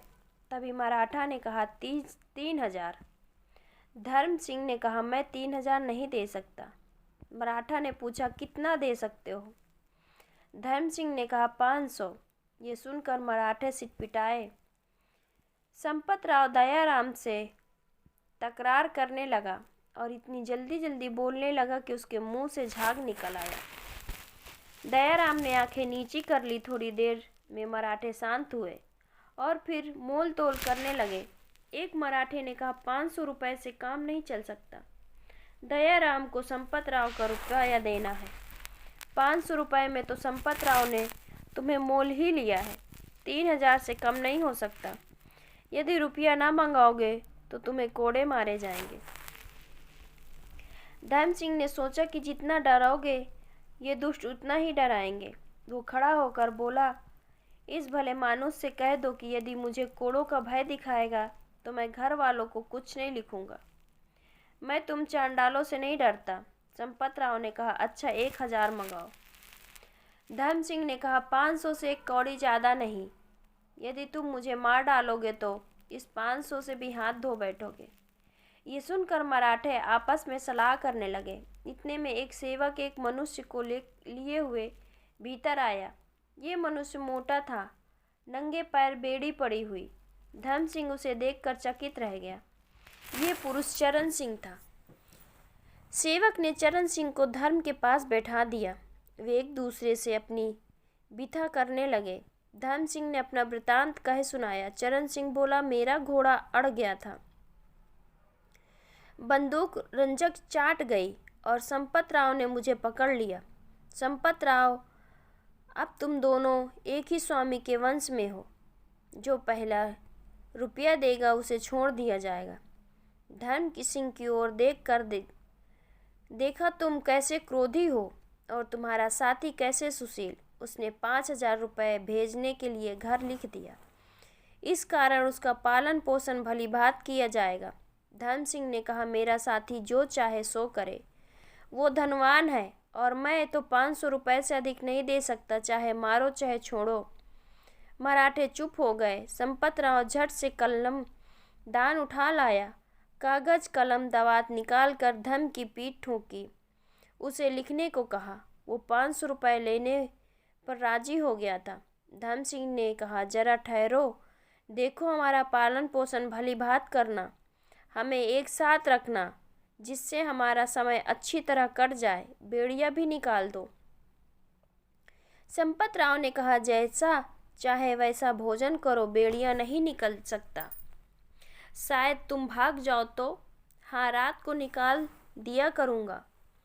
धर्म सिंह ने पत्र लिख दिया, परंतु पता सब झूठ लिखा, क्योंकि मन में निश्चय कर चुका था कि कभी न कभी भाग जाऊंगा।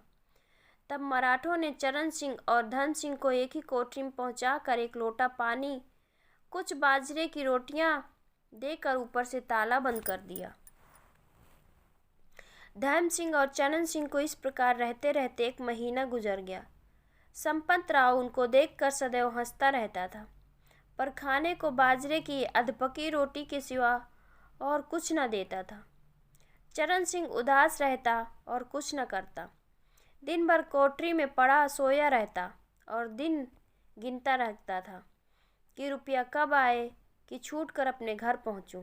धर्म तो जानता था कि रुपया कहाँ से आना है। वो जो कुछ भेजता था, माता उसी पर निर्वाह करती थी। वो बेचारी 500 रुपये कैसे भेज सकती थी? ईश्वर की दया होगी तो मैं भाग जाऊंगा। वो घात में लगा हुआ था, कभी सीटी बजाता हुआ गांव का चक्कर लगाता, कभी बैठकर मिट्टी के खिलौने और टोकरियां बनाता। वो हाथ का चतुर था। एक दिन उसने एक गुड़िया बनाकर छत पर रख दी।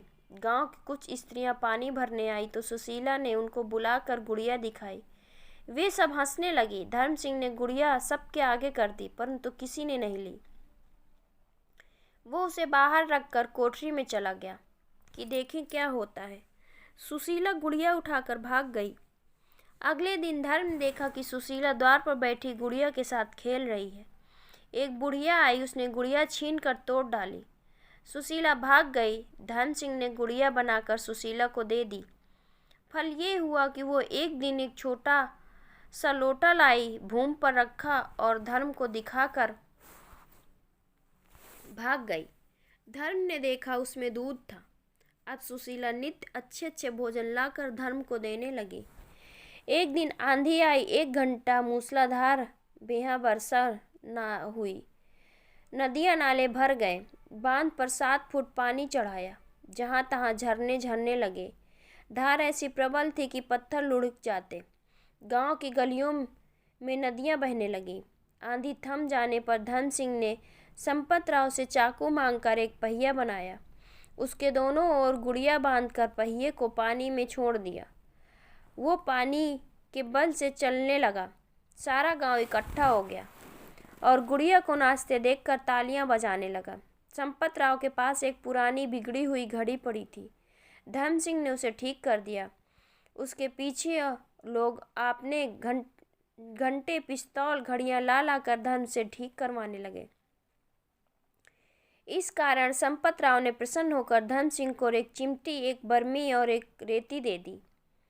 एक दिन एक मराठा रोगी हो गया। सब लोग धर्म के पास आकर दवा दारू मांगने लगे। धर्म कुछ वैद्य तो था ही नहीं, पर उसने पानी में रेता मिलाकर कुछ मंत्र पढ़कर कहा, जाओ ये पानी रोगी को पिला दो। पानी पिलाने पर रोगी चंगा हो जाएगा। धर्म के भाग अच्छे थे। अब बहुत से मराठे उसके मित्र बन गए। हाँ, कुछ लोग अब भी उस पर संदेह करते थे। दयाराम धन सिंह से चिढ़ता था। जब उसे देखता मुंह फेर लेता।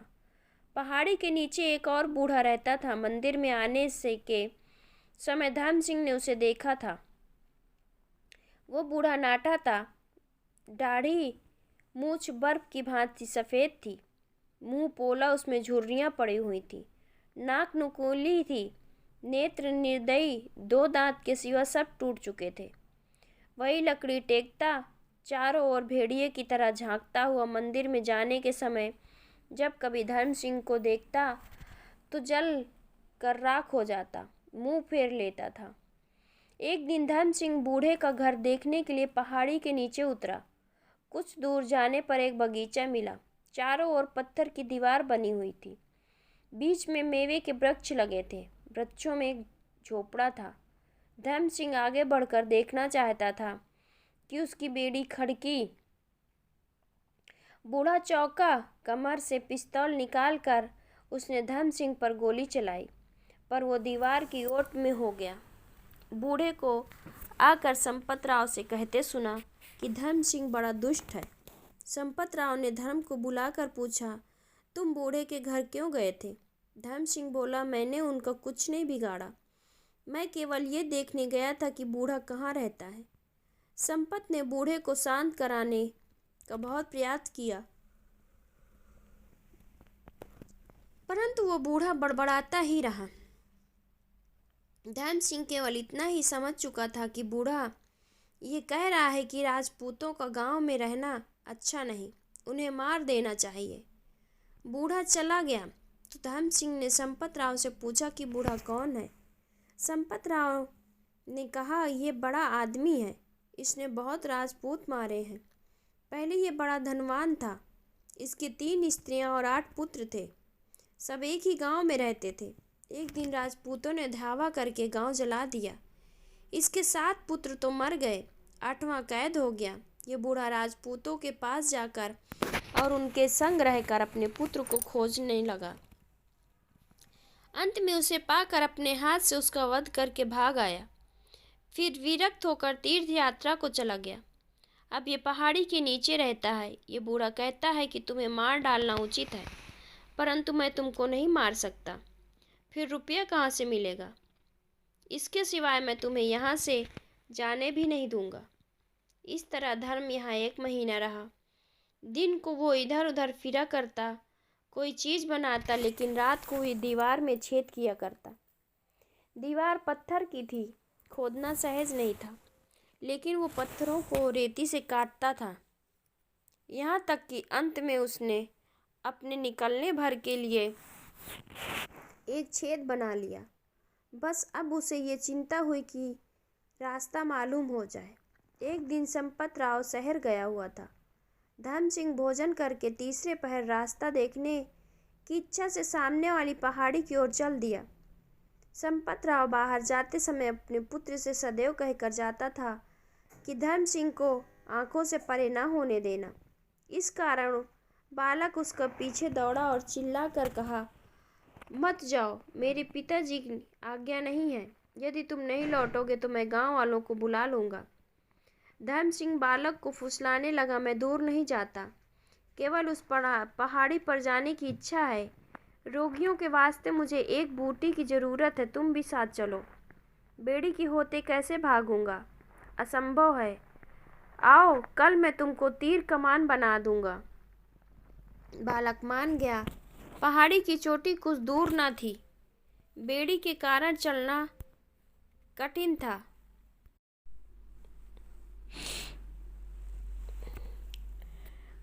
आओ, मेरे साथ चलो, मैं ज़्यादा दूर नहीं जाऊंगा, केवल उस पहाड़ी पर जाने की इच्छा है। बालक मान गया। पहाड़ी की चोटी कुछ दूर न थी। बेड़ी के कारण चलना कठिन था, परंतु ज्यों-त्यों करके धर्म सिंह चोटी पर पहुंचकर चारों ओर देखने लगा। दक्षिण दिशा में एक घाटी दिखाई दी। उसमें घोड़े चल रहे थे। घाटी के नीचे एक गांव था। उसमें परे ऊंची एक पहाड़ी थी, फिर एक और पहाड़ी थी। इन पहाड़ियों के बीचों बीच जंगल था। उसके बाद पहाड़ थे, एक से एक ऊंचे पहाड़। पूर्व और पश्चिम दिशा में भी ऐसी पहाड़ियाँ थीं। कंदराव में जहाँ तहाँ गांवों का धुआं उठ रहा था। वास्तव में ये मराठों का देश है। उत्तर की ओर देखा तो पैरों तले एक नदी बह रही थी, और वही गांव है जिसमें वो रहा करता था। गांव के चारों ओर बगीचे लगे हुए थे। स्त्रियां नदी पर बैठी वस्त्र धो रही थीं, और ऐसी जान पड़ती थी मानो गुड़ियां बैठी हों। गांव से परे एक पहाड़ी थी, परंतु दक्षिण दिशा वाली पहाड़ी से नीची उससे परे 2 पहाड़ियां थी। उस पर घना जंगल था। इसके बीच में मैदान था। मैदान के पार बहुत दूर पर कुछ धुआं सा दिखाई दिया। अब धर्म सिंह को याद आया कि किले में रहते हुए सूर्य कहाँ से उदय होता और कहाँ अस्त हुआ करता था। उसे निश्चय हो गया कि धुएं का बादल हमारा किला है और उसी मैदान में से जाना है। अंधेरा हो गया। मंदिर का घंटा बजने लगा। पशु घर लौट आए। धर्म सिंह भी अपनी कोठरी में आ गया। रात अंधेरी थी। उसने उसी रात भागने का विचार किया, पर दुर्भाग्य से संध्या समय मराठे घर लौट आए। आज उसके साथ एक मुर्दा था। मालूम होता था कि मराठा युद्ध में मारा गया है। मराठे उत्सव को स्नान करा, श्वेत वस्त्र लपेट, अर्थी बना, राम नाम सत्य कहते हुए गांव से बाहर जाकर शमशान भूमि में दाह करके घर लौट आए। 3 दिन उपवास करने के बाद चौथे दिन बाहर चले गए। संपत राव घर में ही रहा। रात अंधेरी थी। शुक्ल पक्ष अभी लगा ही था। धर्म सिंह ने सोचा रात को भागना ठीक है। चरण सिंह से कहा, भाई चरण, सुरंग तैयार है, चलो भाग चले। चरण ने भयभीत होकर, रास्ता तो जानते ही नहीं, भागेंगे कैसे? धर्म सिंह ने कहा, रास्ता मैं जानता हूँ। चरण सिंह ने कहा, माना कि तुम रास्ता जानते हो, परंतु एक रात में किले तक नहीं पहुँच सकते। तभी धर्म सिंह ने फिर कहा, यदि किले तक नहीं पहुँच सकते तो रास्ते में कहीं जंगल में छिपकर दिन काट लेंगे। देखो, मैंने भोजन का प्रबंध भी कर लिया है। यहाँ पड़े पड़े सड़ने से क्या लाभ है? यदि घर से रुपया ना आया तो क्या बनेगा। राजपूतों ने एक मराठा मार डाला है, इस कारण ये बहुत बिगड़े हुए हैं, भागना ही उचित होगा। गांव में जब सन्नाटा हो गया तो धन सिंह सुरंग से बाहर निकल आया, पर चरण सिंह के पैरों में एक पत्थर गिर पड़ा। धमाका हुआ तो संपत राव का कुत्ता भौंका, लेकिन धन सिंह ने उसे पहले ही हिला दिया था। उसका शब्द सुनकर वो चुप हो गया। रात अंधेरी थी, तारे निकले हुए थे, चारों ओर सन्नाटा था, घाटियां धुंध से ढकी हुई। चलते चलते रास्ते में किसी छत पर एक बूढ़े ने राम नाम जपने की आवाज़ सुनाई दी। दोनों दुबक गए। थोड़ी देर में फिर सन्नाटा छा गया, तब वे आगे बढ़े। धुंध बहुत छा गया। धन सिंह तारों की ओर देख रहा था। राह चलने लगा। ठंड के कारण चलना सहज न था। धन सिंह कूदता फांदता चलता था। चरण सिंह पीछे भी रहने लगा। चरण सिंह, भाई धर्म, जरा ठहरो, जूतों ने मेरे पैरों में छाले डाल दिए। धन सिंह ने कहा, जूते निकाल कर फेंक दो, नंगे पैर चलो। चरण सिंह ने जूता निकाल कर फेंक दिया। पत्थरों ने उसके पांव घायल कर दिए। वो ठहर ठहर कर चलने लगा। धन सिंह ने कहा, देखो चरण, पांव तो फिर चंगे हो जाएंगे, पर यदि मराठों ने आकर पकड़ लिया तो समझ लो जान गई। चरण सिंह चुप होकर पीछे चलने लगा। थोड़ी दूर जाने पर धन सिंह ने बोला, हाय हाय, हम रास्ता भूल गए, हमें तो बाईं ओर की पहाड़ी पर चढ़ना चाहिए था। चरण सिंह ने कहा, ठहरो, जरा दम लेने दो, मेरे पैर घायल हो गए हैं, देखो रक्त बह रहा है। धन सिंह ने कहा, कुछ चिंता नहीं, ये सब ठीक हो जाएंगे, तुम चलो। वो लौटकर बाईं ओर की पहाड़ी पर चढ़ गए। आगे जंगल मिला। झोपड़ियां ने उन सब वस्त्र फाड़ डाले। इतने में कुछ आहट हुई। वो डर गए। समीप जाने पर मालूम हुआ कि बारहसिंगा भागा जा रहा है। प्रातःकाल होने लगा। किला यहाँ से अभी 7 मील था। मैदान में पहुंचकर चरण सिंह बैठ गया और बोला, मेरे पांव थक गए, अब मैं नहीं चल सकता। धन सिंह ने गुस्सा होकर कहा, अच्छा तो राम राम, मैं अकेले ही चलता हूँ। चरण सिंह उठकर साथ हो लिया। 3 मील चलने पर अचानक सामने से घोड़े की टाप सुनाई दी। वे भागकर जंगल में घुस गए। धन सिंह ने देखा कि घोड़े पर चढ़ा हुआ एक मराठा जा रहा है। जब वो निकल गया तो धर्म बोला कि भगवान की बड़ी दया है कि उसने हमें नहीं देखा। चरण भाई, अब चलो। चरण सिंह ने कहा, मैं नहीं चल सकता, मुझ में ताकत नहीं है। चरण सिंह मोटा आदमी था। ठंड के मारे उसके पैर अकड़ गए। धन सिंह ने उसे उठाने लगा तो चरण सिंह ने चीख मारी। धन सिंह ने कहा, हाय हाय, ये क्या, मराठा तो अभी पास ही जा रहे हैं, कहीं सुन न ले ये। अच्छा, यदि तुम नहीं चल सकते हो तो मेरी पीठ पर बैठ जाओ। धन सिंह ने चरण सिंह को पीठ में बिठाकर किले की राह ली। धन सिंह, भाई चरण सिंह, सीधी तरह बैठो, गला क्यों घोटते हो। अब उधर की बात सुनिए। मराठे ने चरण सिंह का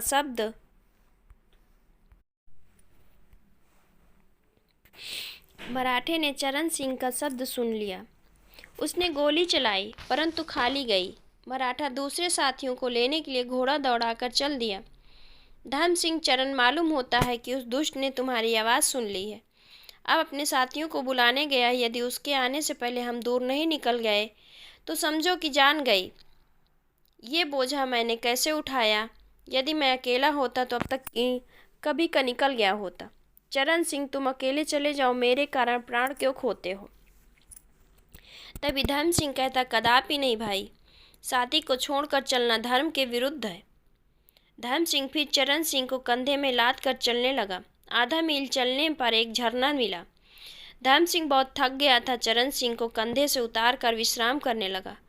पानी पीना ही चाहता था कि पीछे से घोड़े की टापी सुनाई दी।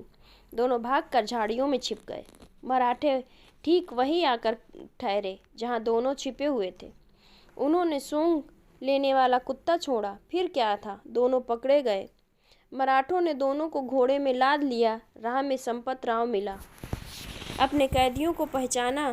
तुरंत उन्हें अपने साथ वाले घोड़ों पर बिठाया और दिन निकलते निकलते सब गांव पहुंच गए। उसी समय बूढ़ा भी वहां आ गया। सब मराठे विचार करने लगे कि क्या किया जाए। बूढ़े ने कहा, कुछ मत करो, इन दोनों को मार दो। संपत राव ने कहा, मैंने तो उन पर रुपया लगाया है, कैसे मार डालूं। बूढ़ा बोला, राजपूतों को पालना पाप है।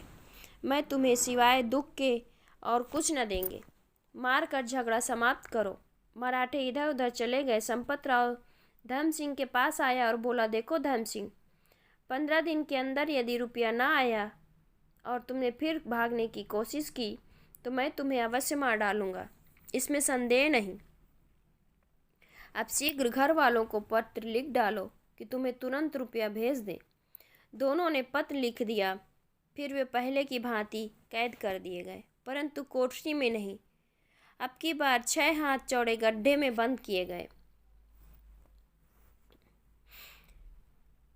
अब उन्हें अत्यंत कष्ट दिया जाने लगा। न बाहर जा पाते थे, न बेड़ियां निकाली जाती थी। कुत्तों के समान अधपकी रोटी, एक लोटे में पानी पहुंचा दिया जाता और कुछ नहीं। गड्ढा सील था, उसमें अंधेरा और अति दुर्गंध थी। चरण सिंह का सारा शरीर सूख गया। धर्म सिंह मलिन तनछीन रहने लगा। करें तो क्या करें।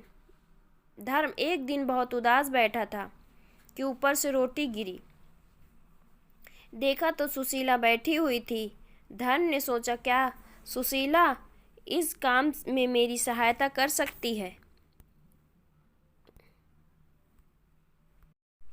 धर्म एक दिन बहुत उदास बैठा था कि ऊपर से रोटी गिरी। देखा तो सुशीला बैठी हुई है। धर्म सोचा, क्या सुशीला इस काम में मेरी मदद करेगी। अच्छा, इसके लिए कुछ खिलौने बनाता हूँ। कल जब आएगी तो उसे देकर फिर बात करूँगा। दूसरे दिन सुशीला नहीं आई। धर्म सिंह के कानों में घोड़े के टाप की आवाज़ सुनाई दी। कई आदमी घोड़े पर सवार उधर से निकले। वे सब बातें करते जाते थे। धर्म सिंह को और तो कुछ न समझ आया। हाँ, राजपूत शब्द बराबर सुनाई दिया। इसमें उसने अनुमान किया कि राजपूतों की सेना कहीं निकट पहुंची है। तीसरे दिन सुशीला फिर आई और 2 रोटियां गड्ढे में फेंक दी। तब धर्म सिंह बोला, तुम कल क्यों नहीं आई? देख, मैंने तेरे लिए खिलौने बनाए हैं। सुशीला ने कहा, खिलौने लेकर क्या करूँगी? मुझे खिलौने नहीं चाहिए। उन्होंने तुम्हें मार डालने का विचार कल पक्का कर लिया है। सब मराठे इकट्ठे हुए, इस कारण मैं कल नहीं आई। धर्म सिंह ने कहा, कौन मारना चाहता है? सुशीला ने कहा, मेरे पिता बूढ़े ने ये सलाह दी है कि राजपूतों की सेना निकट आ गई है, तुम्हें मार डालना ही ठीक है। मुझे तो ये सुनकर रोना आता है। तब धर्म सिंह ने कहा, यदि तुम्हें दया आती है तो बस एक बांस ला दो। सुशीला ने कहा, ये नहीं हो सकता। धर्म सिंह ने कहा, सुशीला दया कर, मैं हाथ जोड़कर कहता हूँ कि एक बांस ला दो। सुशीला ने कहा, बस बांस कैसे लाऊं? ये सब घर पर बैठे हैं, देख लेंगे। ये कहकर वहाँ से चली गई। सूर्य अस्त हो गया, तारे चमकने लगे। चांद अभी नहीं निकला था। मंदिर का घंटा बजा, फिर सन्नाटा हो गया। धर्म सिंह इस विचार में बैठा था कि सुशीला बांस लाएगी अथवा नहीं। अचानक ऊपर से मिट्टी गिरने लगी। देखा तो सामने की दीवार में बांस लटक रहा था। धर्म सिंह बहुत प्रसन्न हुआ। उसने बांस को नीचे खींच लिया। बाहर आकाश में तारे चमक रहे थे। गड्ढे के किनारे पर मुंह रखकर धीरे से सुशीला ने कहा, धर्म सिंह, सिवाय 2 के और सब बाहर चले गए हैं। धर्म सिंह ने चरण सिंह से कहा, भाई चरण, आओ एक बार फिर यत्न करके देखें, हिम्मत ना हारो। चलो, मैं तुम्हारी सहायता करने को तैयार हूँ। चरण सिंह ने कहा, मुझे तो करवट लेने की शक्ति नहीं, चलना तो एक और रहा, मैं नहीं भाग सकता। धर्म सिंह ने कहा, अच्छा, राम राम, परंतु मुझे निर्दयी मत समझना। धर्म सिंह ने चरण सिंह से गले मिला। बांस का एक सिरा सुशीला को पकड़ा, दूसरा सिरा धर्म सिंह ने। फिर इस भांति वो बाहर निकल आया। धर्म सिंह, सुशीला, तुम्हें भगवान कुशल रखे। मैं जन्म भर तुम्हारा यश गाऊंगा। अच्छा, जीती रहो, मुझे भूल मत जाना। धर्म सिंह ने थोड़ी दूर जाकर पत्थरों से बेड़ी तोड़ने का बहुत प्रयास किया। वो न टूटी। वो उसे हाथ में उठाकर चलने लगा। वो चाहता तो कि चंद्रमा उदय होने से पहले जंगल में पहुंच जाए, परंतु पहुंच न सका। चंद्रमा निकल आया, चारों ओर उजाला हो गया, पर सौभाग्य से जंगल में पहुंचने तक राह में कोई न मिला। धर्म सिंह फिर बेड़ी तोड़ने लगा, पर यत्न निष्फल हुआ। वो थक गया, हाथ पांव घायल हो गए। विचारने लगा कि अब क्या करूं, बस चलो ठहरने का काम नहीं, यदि एक बार बैठ गया तो फिर उठना कठिन हो जाएगा। माना कि प्रातःकाल से पहले किले नहीं पहुंच सकता। ना सही, दिन भर जंगल में काट लूँगा, रात आने पर फिर चल दूँगा। साहस पास से दो मराठे निकले। वो झट एक झाड़ी में छिप गया। चांद फीका पड़ गया, सवेरा होने लगा। जंगल पीछे छूट गया, साफ मैदान आ गया। किला दिखाई देने लगा। बाईं ओर देखने पर मालूम हुआ कि थोड़ी दूर पर कुछ राजपूत सिपाही खड़े हैं। धर्म सिंह मगन हो गया और बोला, अब क्या है, परंतु ऐसा ना हो कि मराठे पीछे से आ पकड़े, मैं सिपाही तक ना पहुंच सकूं। इस कारण जितना भागा जाए भागो। इतने में बाईं ओर से 200 कदम की दूरी पर कुछ मराठे दिखाई दिए। धर्म निराश होकर चिल्ला उठा, भाइयों दौड़ो दौड़ो, मुझे बचाओ। राजपूत सिपाहियों ने धर्म सिंह की पुकार सुन ली। मराठे सिपाही थे, सिपाही दूर थे। वे दौड़े। धर्म सिंह भी बेड़ी उठाकर भाइयों भाइयों कहता हुआ ऐसा भागा कि झट सिपाहियों से जा मिला। मराठे डर कर भाग गए। राजपूत पूछने लगे कि तुम कौन हो और कहाँ से आए हो, परंतु धर्म सिंह घबराया हुआ भाइयों भाइयों पुकारता चला जाता था। निकट आने पर सिपाहियों ने उसे पहचान लिया। धर्म ने सारा वृतांत कहकर बोला, भाइयों इस तरह मैं घर आया और विवाह किया। विधाता की यही लीला थी। 1 महीना पीछे 5000 मुद्रा देकर चरण सिंह छूटकर किले में आया। वो उस समय अधमुए के समान हो रहा था। तो दोस्तों, ये कहानी पसंद आए तो आप मेरे चैनल को लाइक, सब्सक्राइब और शेयर ज़रूर कर दीजिएगा। आप सभी का कहानी सुनने के लिए बहुत बहुत धन्यवाद।